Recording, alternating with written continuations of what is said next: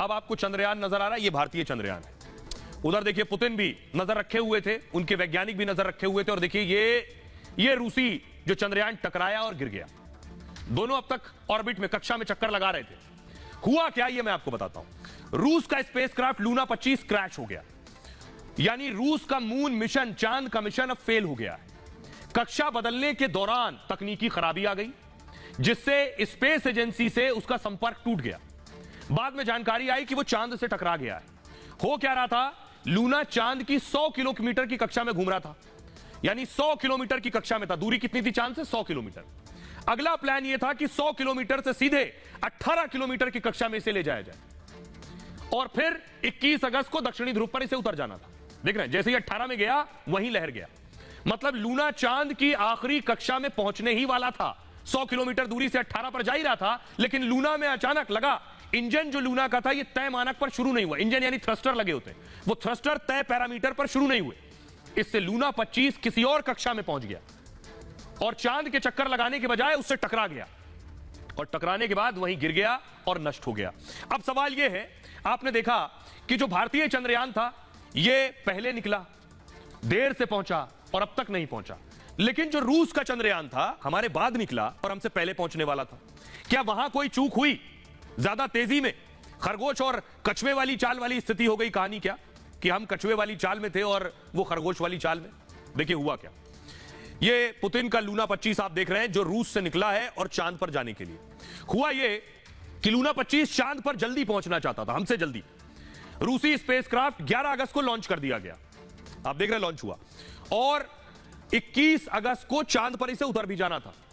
हुआ ये कि 11 दिन में ही उसे चांद को छू लेना था, वो भी नई जगह यानी दक्षिणी ध्रुव के पास। शक्तिशाली रॉकेट तैयार किया और अपने चंद्रयान को इन्होंने शक्तिशाली रॉकेट से भेजा। चांद की कक्षा में 5 दिन में पहुंच भी गया वो। चांद पर उतरने के लिए भी उसने एक छोटा रास्ता अपनाया, जैसे हमारा चंद्रयान गया बड़े रास्ते से, इन्होंने अपने चंद्रयान को भेजा छोटे रास्ते से। मतलब लूना 25 ने लैंडिंग के लिए शॉर्टकट लिया और सीधे, शुरू में मैंने आपको बताया 100 किलोमीटर से सीधे 18 किलोमीटर पहुंच गए, जबकि भारत आपको याद होगा मैंने आपको बताया 173 किलोमीटर दूर है, 154 किलोमीटर दूर है, 150 किलोमीटर दूर है। ये सीधे 100 से 18 पर जा रहे थे। दुनिया की किसी स्पेस एजेंसी को यह रास्ता अब तक नहीं पता था जो पुतिन के चंद्रयान ने लिया, इसलिए थोड़ी गड़बड़ी में भी मिशन पूरी तरह फेल हो गया। यह एक बड़ी वजह है। हमारे साथ मनीष पुरोहित जुड़ रहे हैं, जो कि साइंटिस्ट हैं, सीनियर साइंटिस्ट हैं, वो बेहतर बताएंगे डिटेल में आपको। हाय मनीष, मेरा सवाल आपसे ये है कि दर्शकों को बताइए कि आखिर कैसे लूना 25 फ्लॉप हो गया, और ऐसा था कि लग रहा था कि हमसे पहले ये पहुंच जाएगा, लेकिन क्यों फेल हो गया, कैसे क्रैश हुआ? देखिए, जो हमने 18 को किया था वो ये कल कर रहे थे। आप ये मान लीजिए, जो हमने 18 को किया था वो ये कल करना चाह रहे थे, और जो हमने 20 को किया ये उस ऑर्बिट के अंदर आना चाहते थे। मतलब जो अपन ने 2 स्टेप में किया, ये एक स्टेप में करके उस ऑर्बिट में आना चाहते थे जो 18/100 की ऑर्बिट थी। अभी लूना 100/100 की ऑर्बिट में चांद के चारों तरफ घूम रहा था। ये चाहते थे हम इसको 18/100 की ऑर्बिट में ले आए और 21 तारीख को चांद पर उतर जाएंगे।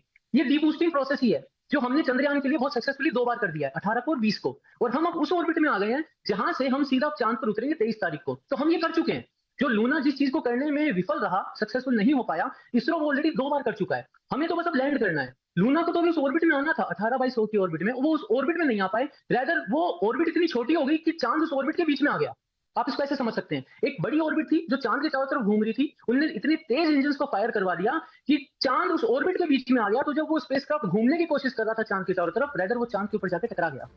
यही बात कह रहे हैं मनीष आपके पास आएंगे। मनीष कह रहे हैं कि वो जो इंजन था वो उस पैरामीटर से स्टार्ट नहीं हुआ और जाकर चांद से टकरा गया। अब आप सोचिए, रफ्तार इतनी ज्यादा है कि 1 सेकंड, 2 सेकंड, 3 सेकंड में अगर आपने, क्योंकि वो 18 किलोमीटर नजदीक था, चांद के 18 किलोमीटर वाली कक्षा में जा रहा था, थोड़ा भी डिले हुआ वो सीधे चांद से टकरा जाएगा। भारत के लिए लेकिन खुशखबरी है, वो अपने दर्शकों को बताने जा रहा हूं। ये आप देख रहे हैं, आज एक और कामयाबी हाथ लगी है। फुल स्क्रीन लीजिए जरा, बड़ी खबर ये है। 1:50 पर 20 अगस्त को ये आप देख रहे हैं, ये भारतीय चंद्रयान आपको नजर आ रहा है। जरा देखिए, 25/134 यानी चांद की सबसे नजदीक कक्षा का क्या है, 25 किलोमीटर। भारत सिर्फ 25 किलोमीटर दूर है चांद से। अब मैं आपको बताता हूं, ये जो 25 किलोमीटर की दूरी है, ये दूरी कैसे तय होगी, ये मैं आपको बता रहा हूं। ये देख रहे हैं आप, ये चांद देख रहे हैं और ये चंद्रयान आप देख रहे हैं। डिस्टेंस सिर्फ 25 किलोमीटर बचा है भारत का, यानी चांद मुट्ठी में होगा सिर्फ 25 कदम बाद। चंद्रयान 3 की फाइनल डीबूस्टिंग कामयाब रही है, यानी धीरे धीरे स्पीड कम करना। चंद्रयान 3 की गति धीमी की जा चुकी है और उसे चंद्रमा की अगली कक्षा में भी पहुंचा दिया गया। अच्छी खबर यह है चंद्रयान 3 पहले 113 किलोमीटर वाली कक्षा में था, अब 25 किलोमीटर वाली कक्षा में पहुंच गया है। मतलब यह कि चंद्रमा की से दूरी सिर्फ 25 किलोमीटर है। 5 अगस्त को चंद्रयान चंद्रमा की कक्षा में पहुंचा था, लेकिन चांद पर पहुंचने में भारत ने कोई जल्दबाजी नहीं की। भारतीय वैज्ञानिकों ने पीछे जो चंद्रयान 2 गया था उससे सीखा है, सीख कर यह समझा है कि कोई जल्दबाजी नहीं। चंद्रयान 3 फिलहाल चांद की आखिरी कक्षा में पहुंच चुका है, मतलब वो कोई और कक्षा नहीं बदलने वाला है, बल्कि अब वो चांद की सतह पर ही उतरेगा। कैसे उतरेगा यह भी बताऊंगा आपको। उसे चंद्रमा की सतह पर बस सूर्योदय का इंतजार है, यानी भारत का चंद्रयान उतरेगा और चांद पर सूरज खिलेगा, क्योंकि लैंडर और रोवर सोलर पैनल से चलते हैं। इसमें सोलर पैनल लगा है चंद्रयान में।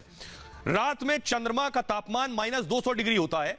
इतने कम तापमान में लैंडर रोवर काम नहीं करेंगे, क्योंकि सोलर पैनल लगा है, ऊर्जा चाहिए उन्हें, एनर्जी चाहिए। इसलिए चंद्रमा की सतह पर सूर्योदय का इंतजार हो रहा है। सूर्योदय कब होगा? 23 अगस्त को होगा। चंद्रयान कब लॉन्च होगा, उतरेगा चांद पर? 23 अगस्त को उतरेगा। 23 अगस्त को शाम 6:04 पर चंद्रयान चांद पर उतरेगा। पहले लैंडिंग का वक्त था 5:47, अब वक्त में तब्दीली की गई है, लेकिन हालात के हिसाब से मामूली बदलाव हुआ है। तब तक लैंडर की आंतरिक जांच होती रहेगी, यानी चांद से 25 किलोमीटर दूर ही चंद्रयान घूमता रहेगा। अब सोचिए इस वक्त इसरो में सोचिए क्या हो रहा होगा। इधर लूना 25 क्रैश हुआ है, इसरो के वैज्ञानिक चंद्रयान पर इस वक्त पूरी तरह से कंसंट्रेट कर रहे हैं, उसकी एक एक सेकंड पर नजर है। अब हमारे साथ जुड़ रहे हैं हमारे साइंटिस्ट जुड़ रहे हैं मनीष पुरोहित। मनीष, मेरा सवाल आपसे ये कि हमने दिखाया कि सिर्फ हम 25 किलोमीटर दूर हैं, तो ये कितनी बड़ी कामयाबी है, पहली चीज, और अब आगे का प्रोसेस और प्रक्रिया क्या है? चंद्रयान 3 की लैंडिंग के लिए जो सबसे क्रूशियल फेज है वो तो अभी है। अभी हम चांद के चारों तरफ चक्कर काट रहे हैं। जो सबसे क्लोजेस्ट पॉइंट है हमारा, जब हम चांद के सबसे नजदीक होंगे, वो 25 किलोमीटर है। उस पॉइंट पे जब हम होंगे 23 तारीख को, जब वहां पर सूर्योदय होगा, जब सूरज की पहली रोशनी वहां पर पहुंच रही होगी उस साइट पे जहां पर हम लैंड करना चाहते हैं, तो एक डिसीजन लिया जाएगा कि अब हमें पावर डिसेंट करना है, यानी अब हमें थ्रस्टर्स को फायर करके, जो ऊपर इंजन लगे हुए हैं उनको फायर करके हमारे विक्रम लैंडर को चांद पर उतारना है। मनीष आपके पास आएंगे। मनीष शानदार जानकारी दे रहे हैं, लेकिन अब मैं आपको एक और इंपॉर्टेंट बात बताने जा रहा हूं। बात ये 25 किलोमीटर दूर है और चांद पर उतरने के 18 मिनट, आखिरी 18 मिनट सबसे इंपॉर्टेंट होते हैं। ये देख रहे हैं, ये एक एनिमेटेड तस्वीर आप देख रहे हैं कैसे उतरता है चांद पर। उसकी ये देख रहे हैं, कुछ इस तरह से उतरेगा आकर। ये आकर इसके देख रहे हैं 4 पैर, इनमें कहते हैं 4 इंजन लगे। उसके बाद ये निकलेगा अंदर से, ये जो आप देख रहे हैं पहियों वाला एक मॉडल, ये उतरा।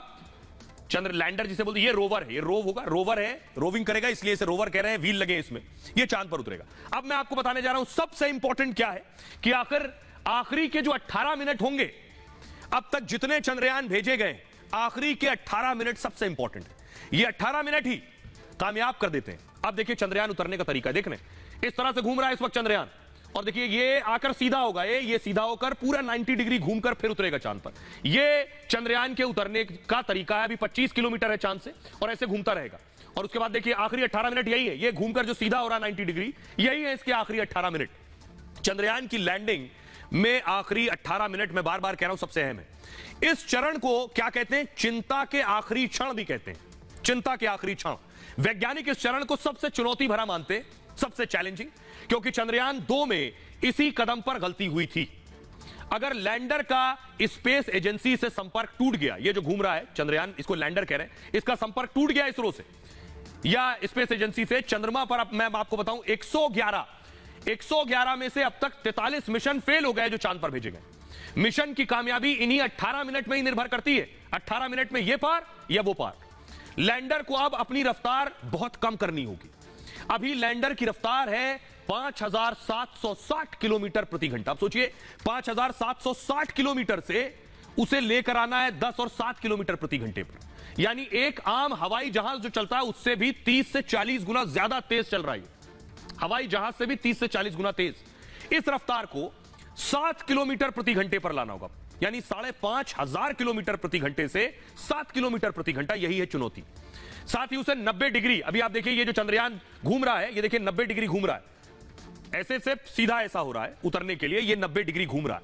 लेकिन एक साथ लैंडर ऐसा करेगा तो वो टकरा सकता है, इसलिए पहले वो थोड़ा झुकेगा, फिर और झुकेगा, कुछ दूरी तय करेगा, फिर पूरा झुकेगा। आखिरी 5 मिनट में ही लैंडर 90 डिग्री का कोण बना लेगा।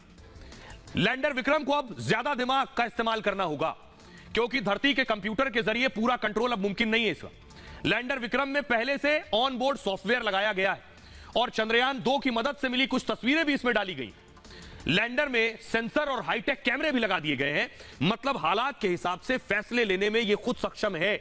इसे उतरने के बाद तस्वीरें लेकर खुद समझ पाएगा सेंसर से कहां उतरना है, कैसे उतरना है, गड्ढा तो नहीं है, ऊपर नीचे तो नहीं है, फ्लैट समतल जगह पर उतरे, थोड़ा आगे बढ़कर उतरे। लैंडिंग से पहले वो सही जगह का मुआयना करेगा कहां उतरना है, फिर उतरेगा। हमारे साथ मनीष लगातार बने हुए सीनियर साइंटिस्ट है। मनीष बखूबी आपको बताएंगे चंद्रयान के बारे में। मनीष, हम जो बता रहे हैं दर्शकों को कि ये 18 मिनट आखिरी के बहुत इंपॉर्टेंट हैं, जो बीपी बढ़ाने वाले हैं, आप क्या कहेंगे इसमें? इन 18 मिनट में ही सारी जितनी भी हमने जो मेहनत करी है, जो चंद्रयान 2 के टाइम में जो गलतियां हमसे हुई थी, जिनको हमने सुधारा है, और जो ये बीच के 4 साल में जितनी भी हमने मेहनत करी है, जो कुछ नया सीखा है, जो कुछ नया विक्रम के अंदर हमने किया है, चंद्रयान 3 में किया है, वो सब उस 18 मिनट में टेस्ट हो जाना है। सबसे पहले क्या होगा, जब हम चांद के लिए लैंडिंग की प्रोसेस को चालू करेंगे, उस वक्त अपना विक्रम जो होगा वो तकरीबन 1600 मीटर पर सेकंड यानी अराउंड 1.6 किलोमीटर पर सेकंड की स्पीड से वो हॉरिजॉन्टली भाग रहा होगा इस तरीके से, और उसको लैंड करना है, यानी उसके पोजीशन को हमें ऐसे से यूं करना है। जब हम इस पार्ट पे होंगे तो हम लैंडिंग साइड से अमूमन मान लीजिए 750 किलोमीटर दूर होंगे, यानी हम धरती से हम चांद की सतह से 25 किलोमीटर ऊपर होंगे और लैंडिंग साइड से तकरीबन 750 किलोमीटर दूर होंगे। सबसे पहला फेज जो होगा उसमें हम विक्रम लैंडर को इस पोजीशन से थोड़ा सा टेढ़ा एक इंक्लाइंड पोजीशन में लाएंगे। इस ड्यूरेशन में आप मान के चलिए कि हम आराम से 700 किलोमीटर का डिस्टेंस कवर कर लेंगे। ये जो पूरा प्रोसेस होगा ये होगा 11 साढ़े 11 मिनट तक यही प्रोसेस चलेगा। जब विक्रम लैंडर को इस पोजीशन से इस पोजीशन में लाया जाएगा तो जमीन पर अगर हम नापेंगे तो हम आराम से मान लीजिए 700 किलोमीटर आगे निकल गए होंगे और हमारी जो हाइट होगी वो भी 30 किलोमीटर से काफी घट चुकी होगी। हम सतह के काफी पास आ गए होंगे, मतलब किलोमीटर में होंगे लेकिन काफी नीचे आ गए होंगे। हम 8 किलोमीटर के आसपास आप मान के चलिए जी। यानी मनीष कह रहे हैं कि हम बहुत नजदीक आ गए होंगे, कुछ किलोमीटर ही बचा होगा, तब हम आकर उतरने की तैयारी करेंगे। मनीष बहुत बहुत शुक्रिया, बहुत बहुत बधाई आपको, शुभकामनाएं भी हमारे साथ। लेकिन शुभकामनाओं के साथ मैं दर्शकों को बताना चाहता हूं असली शुभकामनाएं आपको किन्हें देनी। ये वो साइंटिस्ट हैं इसरो के जिन्होंने चंद्रयान बनाया, कड़ी मेहनत के बाद चंद्रयान 2 से जो असफलता मिली उससे सीख कर चंद्रयान 3 तैयार किया, जो पहुंच चुका है। रूस का चंद्रयान क्रैश हो गया। उस साइंटिस्ट से आपको मिलवाने जा रहा हूं जिसका बहुत बड़ा रोल है, जो इस पूरे प्रोजेक्ट को, चंद्रयान 3 के प्रोजेक्ट को लीड कर रही थी। वो एक महिला वैज्ञानिक है, महिला वैज्ञानिक। देख रहे हैं आप, चंद्रयान 3 की मिशन निदेशक थी है रितु करिधल। रितु करिधल उत्तर प्रदेश के लखनऊ की रहने वाली है। रितु इसरो में 25 साल से काम कर रही है, मतलब इसरो की सीनियर साइंटिस्ट हैं, और रितु चंद्रयान 2 मिशन में भी शामिल रही है। साथ ही साथ मंगलयान का जो मिशन तैयार हो रहा है उसमें भी शामिल रही। मंगलयान मिशन में वो उपनिदेशक थी। रितु को रॉकेट वुमेन के नाम से भी जाना जाता है। लखनऊ यूनिवर्सिटी से उन्होंने फिजिक्स में एमएससी किया पहले, और इसके बाद बेंगलुरु से एयरस्पेस की पढ़ाई की है रितु ने। इनका नाम भारत के बड़े अंतरिक्ष वैज्ञानिकों में शुमार है। चंद्रयान के पीछे एस सोमनाथ का भी अहम रोल है, जो चीफ है इसरो के। एस सोमनाथ इसरो प्रमुख भी हैं। आइए अब आपको सुनवाता हूं, 2022 से सोमनाथ ने इसरो की कमान संभाली हुई है। अब आपको सुनवाता हूं, खुद प्रधानमंत्री नरेंद्र मोदी ने अपने बयान में यह कहा कि देश में जो चंद्रयान 3 गया है, देश के लिए बड़ी उपलब्धि है, बड़ी कामयाबी है। महिला वैज्ञानिकों का बहुत बड़ा रोल है। पीएम ने खुद इस बात का जिक्र किया, सुनिए। आज भारत गर्व से कह सकता है कि दुनिया में नागरिक उड्डयन में अगर किसी एक देश में सबसे ज्यादा विमेन पायलट हैं तो मेरे देश में है। आज चंद्रयान की गति हो, मून मिशन की बात हो, मेरी विमेन साइंटिस्ट उसका नेतृत्व कर रहे हैं। तो ये पूरे देश के लिए एक बहुत बड़ी कामयाबी होगी, भारतीय वैज्ञानिकों के लिए भी। और बड़ी चीज यह है कि भारत विज्ञान के क्षेत्र में, अंतरिक्ष के क्षेत्र में बड़ी कामयाबी उपलब्धि हासिल करेगा और पूरी दुनिया में इसका डंका बजेगा। सभी को इंतजार है।